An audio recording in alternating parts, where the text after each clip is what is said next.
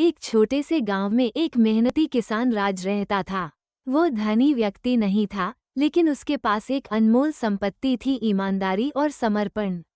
राज ने एक प्रतिष्ठित जमींदार श्री शर्मा से एक बड़ा खेत किराए पर लिया था। हर सुबह सूरज निकलने से पहले राज अपने खेतों की ओर चल पड़ता, हल जोतता, बीज बोता और अपनी फसलों की देखभाल पूरे मन से करता। वह मानता था कि अगर वो जमीन का ध्यान रखेगा तो जमीन भी उसका ध्यान रखेगी।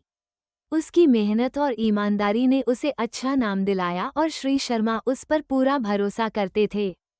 कई अन्य किराएदारों की तुलना में राज हमेशा समय पर किराया चुकाता, अपने रिकॉर्ड को साफ सुथरा रखता और अपनी जमीन की अच्छी देखभाल करता। एक दोपहर श्री शर्मा को गांव वालों से शिकायत मिली कि उनके एक किराएदार गोपाल अपनी जमीन का गलत इस्तेमाल कर रहा है। फसलें चोरी हो रही थीं और खेत के कुछ हिस्सों को नज़रअंदाज कर दिया गया था। जब गांव वाले चर्चा कर रहे थे तो कुछ लोगों ने इशारा किया कि चूंकि गोपाल के खेत के ठीक बगल में राज का खेत था, तो हो सकता है कि वह भी इसमें शामिल हो। ये सुनकर श्री शर्मा चौंक गए। राज हमेशा ईमानदार रहा था, लेकिन इन आरोपों ने उन्हें विचलित कर दिया। वो सच का पता लगाना चाहते थे, इसलिए उन्होंने राज से सीधे बात करने का निश्चय किया। उसी दिन शाम को श्री शर्मा गहरी सोच में डूबे राज के खेत की ओर बढ़े। राज, जो अपनी फसलों को पानी दे रहा था, अपने जमींदार को इतने गंभीर चेहरे के साथ देखकर चौंक गया। बिना समय गंवाए श्री शर्मा बोले, राज, मुझे कुछ चिंताजनक बातें सुनने को मिली हैं। कुछ किराएदार जमीन का गलत इस्तेमाल कर रहे हैं और मैंने सुना है कि तुम भी इसमें शामिल हो सकते हो। ये सुनकर राज हक्का बक्का रह गया। संदेह की यह बात उसके दिल को चुभ गई, लेकिन वो गुस्सा होने के बजाय शांत और सम्मानपूर्वक बोला, सर, मैं आपको विश्वास दिलाता हूँ कि मेरा इससे कोई लेना देना नहीं है। मेरा काम हमेशा ईमानदारी से हुआ है और मैंने कभी किसी का हक नहीं छीना। अपनी बेगुनाही साबित करने के लिए राज ने अपनी खेती के रिकॉर्ड दिखाए। साफ सुथरी किताबें जिनमें हर खर्च, फसल उत्पादन और किराए के भुगतान का ब्यौरा था। कृपया देखिए, सर, मैंने जो भी बीज बोया, जो भी कमाई की, वो सब इसमें दर्ज है। अगर मैंने कुछ गलत किया होता तो क्या मैं इतने व्यवस्थित रिकॉर्ड रखता? श्री शर्मा ने किताबों के पन्ने पलटे और धीरे धीरे उनका चेहरा नर्म पड़ गया। उन्होंने देखा कि राज की हर बात सच थी। वे आश्वस्त हुए, लेकिन फिर भी पूरी स्थिति स्पष्ट करने के लिए उन्होंने खुद गोपाल के खेत का निरीक्षण करने का निर्णय लिया। जब वे गोपाल के खेत पर पहुंचे तो सच्चाई सामने आ गई। वहां की फसलें बुरी हालत में थीं और जमीन उजड़ी हुई थी।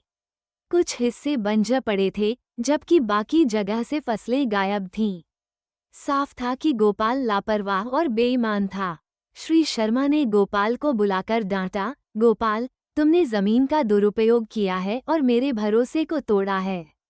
गोपाल घबरा गया और बहाने बनाने लगा, लेकिन श्री शर्मा उसकी बातों से प्रभावित नहीं हुए। हालांकि राज को इस बात का दुख था कि लोगों ने उस पर संदेह किया।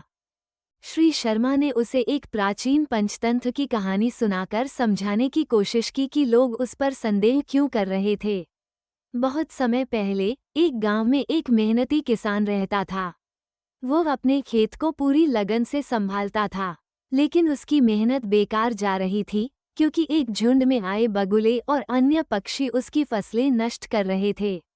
हर दिन वे झुंड में आते, अनाज खा जाते और किसान की मेहनत को बर्बाद कर देते। निराश होकर किसान ने पक्षियों को पकड़ने का निर्णय लिया। उसने खेत में एक बड़ा जाल बिछाया और धैर्यपूर्वक इंतजार करने लगा। अगले ही दिन, जैसे उम्मीद थी, बहुत सारे पक्षी उस जाल में फंस गए। लेकिन उनके साथ एक बगुला भी पकड़ा गया, जो गलती से जाल में फंस गया था। ये बगुला दूसरे पक्षियों से अलग था। वो बूढ़ा और समझदार था और कभी किसानों की फसलें नहीं चुराता था। वो तालाबों से छोटे छोटे कीड़े मकोड़े और मछलियां खाकर अपना जीवन यापन करता था। जब उसने खुद को जाल में फंसा हुआ पाया तो उसने संघर्ष किया, लेकिन निकल नहीं पाया। किसान को आते देख उसने अपने पंख जोड़कर विनती की, दयालु किसान, कृपया मुझे छोड़ दीजिए। मैं निर्दोष हूँ और आपकी फसलें नहीं चुराता। मैं तो सिर्फ तालाबों में मछलियाँ और कीड़े खाता हूँ और किसानों की मदद करता हूँ। लेकिन किसान को यकीन नहीं हुआ। उसने बगुले की ओर देखा और सिर हिलाते हुए कहा, हो सकता है कि तुम निर्दोष हो, लेकिन तुम चोरों के साथ पकड़े गए हो। अगर कोई गलत संगति में रहता है, तो उसे भी उसी सजा का भागी होना पड़ता है।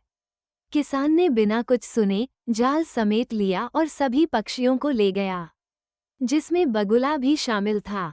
इससे कोई फर्क नहीं पड़ा कि बगुला चोर था या नहीं। गलत संगति ने उसकी किस्मत तय कर दी थी।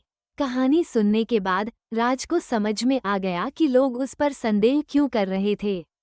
सर, क्या आप ये कह रहे हैं कि क्योंकि मेरा खेत गोपाल के खेत के पास था, इसलिए लोगों ने यह मान लिया कि मैं भी बेईमान हूँ? श्री शर्मा ने सिर हिलाया। हाँ, राज, जिस तरह कहानी में बगुले को चोरों के साथ पकड़ने के कारण दोषी समझा गया, वैसे ही लोगों को लगा कि तुम भी गोपाल जैसे हो।